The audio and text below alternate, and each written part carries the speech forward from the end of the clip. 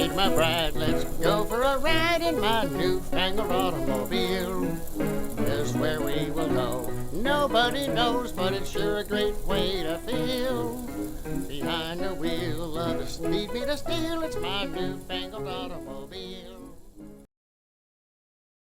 Hello and welcome to Vintage Car History. I'm Wild Bill.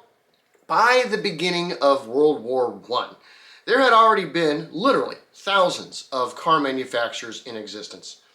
Today, only a few dozen companies from that time still make cars to this day. A few of these companies can be found in England. Rolls-Royce, Rover, Austin, Morgan, all still making cars in the British Isles. Yet none of these British makes are the oldest in the land. That honor of being Great Britain's longest standing make of car goes to another very popular make of fine automobiles. So, with appropriate respect to Drakensberg, let's look at the very nautical history of Vauxhall.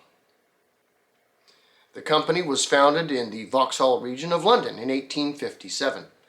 The founder, Alexander Wilson, was a brilliant engineer, though, like many such engineers, not all that great at running a business. Thankfully, his engineering skills were highly sought after, and his small company grew quickly. His company was originally named Alex R. Wilson and Company Engineers, though within a few years it would be locally known as the Vauxhall Iron Works.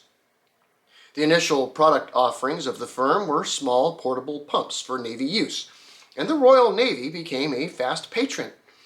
By 1860, the company was making both pumps and steam engines for Admiralty pinnaces, as well as harbor tugboats.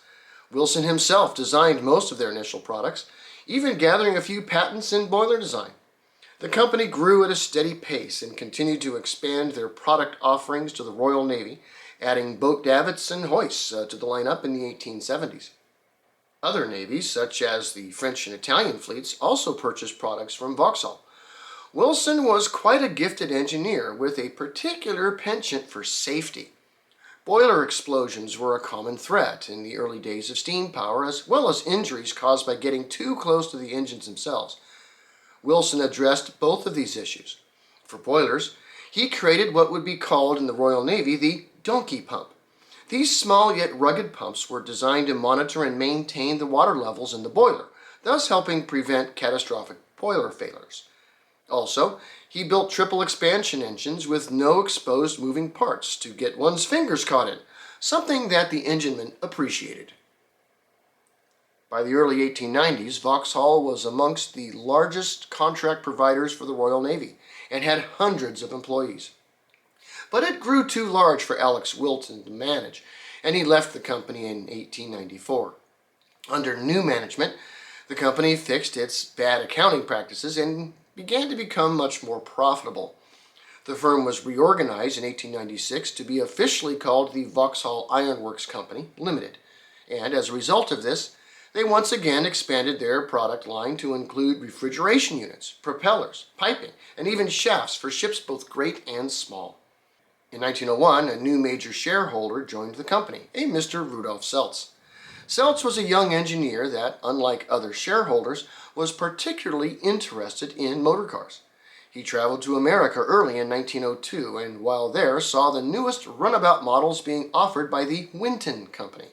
He took lots of notes, returned to England, and announced that Vauxhall would start a new division to make cars. The first Vauxhall cars rolled out of the Iron Works in 1903. Loosely based on the contemporary Winton cars, these first runabouts were an inauspicious beginning. A single-cylinder, 5-horsepower engine drove the rear wheels through chains. The 2-speed transmission was a bit crude, and it was steered with a tiller instead of a wheel.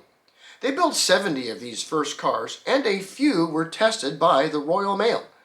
They were intrigued with the car and saw some potential, but also noticed that the cars did not have any mechanism to go into reverse, and lacked the power to haul large parcels and mail bags up any significant grade. Improvements to the car were made the following year. The engines were upgraded to 6 horsepower, the tiller steering was replaced with a wheel, and a reverse gear was added. These cars were quite successful, and by 1905, Vauxhall set up a new car manufacturing facility in Luton. This larger factory offered them the opportunity to expand their offerings, with Vauxhall now producing 3 different models of 3-cylinder, 10-horsepower cars. In 1906, a new force would be added to Vauxhall's arsenal in the form of a new engineer, Lawrence Pomeroy.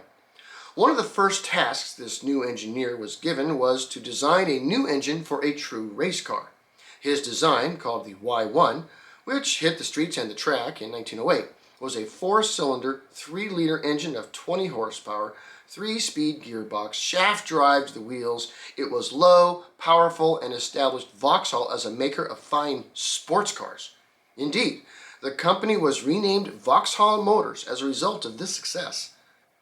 The production model was named the A-Type and was a dominant force at Brooklands, hill climbs, and other racing events. Several of them raced in 1910, including at the Prince Henry trials that were held in Prussia. These cars performed well, and Pomeroy, to pay homage to the event and its sponsor, designed the new Type C Vauxhall. The engine was tuned to produce some 40 horsepower, 4-speed transmission with a shaft drive and live axle. It was beautiful, fast, and would be known as the Prince Henry Vauxhall.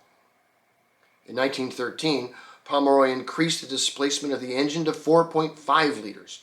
This new model, the 3098 Velo, is to this day considered amongst the greatest British sports cars of all time. With an engine that could produce some 90 horsepower, these cars could lap Brooklands at 100 miles an hour, even advertising to their customers that each car they produced was tested exactly at Brooklands to ensure their speed. Some customers even went to the track to see their new car perform. The Velo would be the gold standard of British sports cars for the next 10 years. Vauxhall changed strategies after World War I and began to build cars and trucks more for utility and economy in mind instead of the sportiness and out-and-out performance. Today, to live in England and own a Vauxhall isn't that much different than living in the USA and owning a Chevy. But before the Great War, owning a Vauxhall meant that you were wealthy, fashionable, and had impeccable taste. A Briton driving the ultimate British sports car. Thanks for watching Vintage Car History, and we'll see you next week. Peace.